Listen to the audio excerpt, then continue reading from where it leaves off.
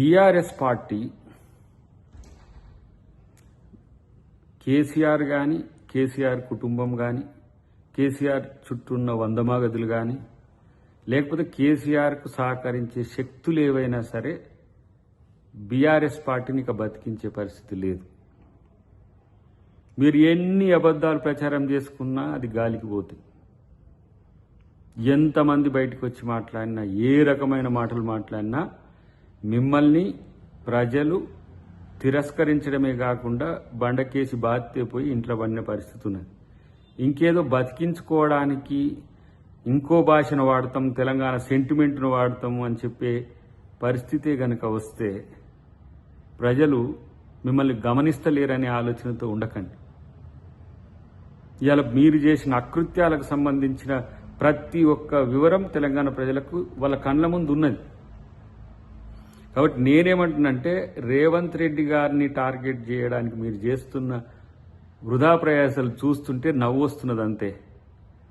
కేసీఆర్ వల్లనే కాదు, ఇంకా మీరు ఎంతమంది వచ్చినా, అది కేటీఆరా, హరీషా, జగదీషా, ఇంకెవరొచ్చినా మీరు ఏమి చేయలేకపోగా మరింత మీ పరువును తీసుకుంటున్నమాట ఫస్ట్ గమనించుకోండి. కనీసం ఇప్పటి వరకున్న విలువ గౌరవాన్ని కాపాడుకుంటే మంచిదని చెప్పి నేను హితవు చెప్తున్నాను. కేటీఆర్, నీ ఈడియట్ మాటలు బంద్ చేయి ఫస్ట్.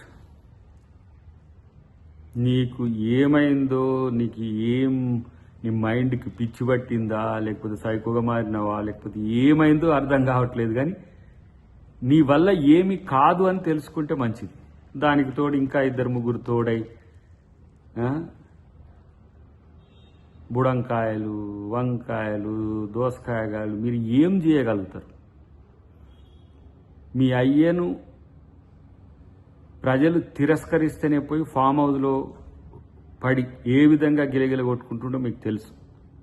దానికి కారణం ఎవరు? రేవంత్ రెడ్డి అని కూడా తెలుసు. రేవంత్ రెడ్డి గారి మీద విష ప్రచారం చేయడం వల్ల మీకేదో లాభం జరుగుతుంది, లేకపోతే ఆంధ్రాతో ముడిగట్టడం వల్ల ఏదో లాభం జరుగుతుంది. రోజు ఇట్లనే అబద్ధాలు ఆడదాము, ఏ విధంగా రేవంత్ రెడ్డిని మనము డిగ్రేడ్ చేద్దామని చూస్తే అంతకంతకు పెరిగిపోతున్న పరిస్థితి.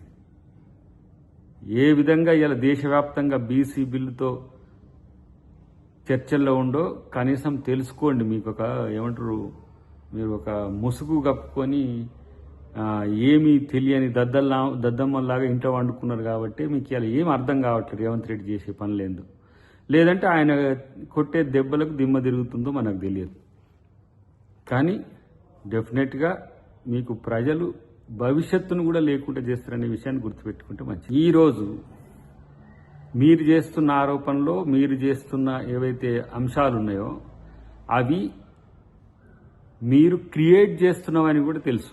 ఎట్లా కనుక ఆర్టిఫిషియల్ ఇంటెలిజెన్స్తోని కంచిగచ్చిబౌలి ఎట్లా క్రియేట్ చేసిండ్రో, అబద్ధాలను ప్రచారం చేయడానికి ఒక ఈడియాటిక్ స్ట్రాటజీ, ఒక బుద్ధి లేని స్ట్రాటజీ, తెలంగాణ సమాజానికి కన్ఫ్యూజన్ చేసే స్ట్రాటజీ మీరు చేస్తుందని తెలుసు. నేనంటున్నా, మీ చేత కాదు, కేసీఆర్ చేత కాకనే కామ్గా ఇంట్లో వండుకుండు. 6 నెలలు చూద్దామన్నాడు, సంవత్సరం చూసిండు, సంవత్సరంన్నర చూసిండు. ఇక ఇట్లా కూడా రేవంత్ రెడ్డి గారు దొరకట్లేరు మీకు. ఎందుకంటే ఇన్ని అభివృద్ధి కార్యక్రమాలు చేసిన ముఖ్యమంత్రి ఈ దేశంలోనే ఉండట్లేడు. పైగా ఇప్పుడు బీసీ బిల్లుతో దేశవ్యాప్త చర్చ అయింది. ఇది జీర్ణించుకోలేక మంచి పనులు జరిగినప్పుడల్లా ఒకటి తెర మీదకి తీసుకొచ్చి బండారం బయట పెడుతున్నట్టుగా ఏదో పెద్ద పొడింగి మాటలు మాట్లాడుతున్నారు. మీరు ఫోన్ ట్యాపింగ్లు ఇరుక్కొని ఫోన్ ట్యాపింగ్ గురించి మాట్లాడతారు. మీరు అవినీతి అక్రమాల్లో కమిషన్స్ ఎదుర్కొని కమిషన్స్ అంటారు. కాబట్టి ఇవాళ 3 4 మీరు ఎంతమంది వచ్చినా మీరు రేవంత్ రెడ్డి గారిని ఏమి చేయలేకపోగా మీ పరువు తీసుకుంటారనే మాట మాత్రం వాస్తవం. నేనంటున్నా, ఇంకా బీఆర్ఎస్ పార్టీ మనుగడలో ఉంటుంది అని ఆలోచించేటోళ్ళంతా కూడా సమయం వృధా తప్పితే మరొకటి కాదు. వాళ్ళని చంపుకుంటున్న తీరు మీరు గమనించండి. పని లేక ఫ్రస్ట్రేషన్లో ఏం చేయాలనో ఎటు పాలుపోక రోజుకు 2 ప్రెస్ మీట్లు, ఒక ట్విట్టర్, ఇంకొక పరామర్శ, ఇట్ల పేరు మీద మీరు చేస్తున్న ఈ యాగి ఏదైతే ఉందో నవ్వొస్తున్నది మిమ్మల్ని చూస్తుంటే.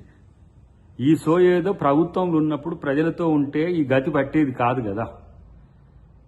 ప్రభుత్వం వచ్చే వరకు రాజులం అనుకోవడం, అందలం ఎక్కిచ్చినట్టుగా తెలంగాణ ప్రజలు మీకు అవకాశం ఇస్తే అందలం ఎక్కి వాళ్ళని అనగదొక్కే కుట్రలు చేస్తారు. ఇలా శ్రీరంగ నీతులు చెప్తుంటే ఆ రోజు మీరేం చేసిందనే దానికి సమాధానం లేకుండా పోతుండే. కాబట్టి నేనేమంటున్నంటే, మీరు మీ యొక్క ప్రవర్తనను మార్చుకోకపోతే ఫస్ట్ మిమ్మల్ని ఎవరు పట్టించుకోరు. మీరు ఇక మళ్ళీ మీ భాషలు మీ వేషాలన్నీ కూడా మొదలైతే మళ్ళీ టీం బి వస్తుంది. ఇక దానికి మళ్ళీ తట్టుకోలేరు. చూసిందా ఇట్లా అంటారు. కొంచెం మీ భాషకు మళ్ళీ మాట్లాడాలంటే కూడా విఘ్నత ఉన్న వాళ్ళకి ఇబ్బంది అవుతున్నది. కాబట్టి ఎక్స్పైరీ పార్టీని బతికించుకునే వ్యూహంలో ఉన్నా కూడా లాభం లేని పనికి ఎంత కొట్లాడినా వేస్టే.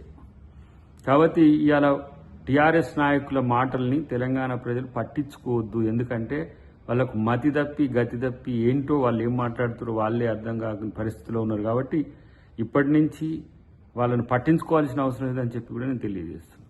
బీఆర్ఎస్ పార్టీ కేసీఆర్ కానీ, కేసీఆర్ కుటుంబం కానీ, కేసీఆర్ చుట్టూ ఉన్న వందమాగదులు కానీ, లేకపోతే కేసీఆర్కు సహకరించే శక్తులు ఏవైనా సరే బీఆర్ఎస్ పార్టీని ఇక బతికించే పరిస్థితి లేదు. మీరు ఎన్ని అబద్ధాలు ప్రచారం చేసుకున్నా అది గాలికి పోతుంది. ఎంతమంది బయటకు వచ్చి మాట్లాడినా, ఏ రకమైన మాటలు మాట్లాడినా మిమ్మల్ని ప్రజలు తిరస్కరించడమే కాకుండా బండకేసి బాధితే పోయి ఇంట్లో పడిన పరిస్థితి ఉన్నది. ఇంకేదో బతికించుకోవడానికి ఇంకో భాషను వాడతాం, తెలంగాణ సెంటిమెంట్ను వాడతాము అని చెప్పే పరిస్థితే గనక వస్తే ప్రజలు మిమ్మల్ని గమనిస్తలేరనే ఆలోచనతో ఉండకండి. ఇవాళ మీరు చేసిన అకృత్యాలకు సంబంధించిన ప్రతి ఒక్క వివరం తెలంగాణ ప్రజలకు వాళ్ళ కళ్ళ ముందు ఉన్నది. కాబట్టి నేనేమంటున్నంటే, రేవంత్ రెడ్డి గారిని టార్గెట్ చేయడానికి మీరు చేస్తున్న వృధా ప్రయాసాలు చూస్తుంటే నవ్వు వస్తున్నది అంతే. కేసీఆర్ వల్లనే కాదు, ఇంకా మీరు ఎంతమంది వచ్చినా, అది కేటీఆరా, హరీషా, జగదీషా, ఇంకెవరొచ్చినా మీరు ఏమీ చెయ్యలేకపోగా మరింత మీ పరువును తీసుకుంటున్నమాట ఫస్ట్ గమనించుకోండి. కనీసం ఇప్పటి వరకున్న విలువ గౌరవాన్ని కాపాడుకుంటే మంచిదని చెప్పి నేను హితవు చెప్తాను.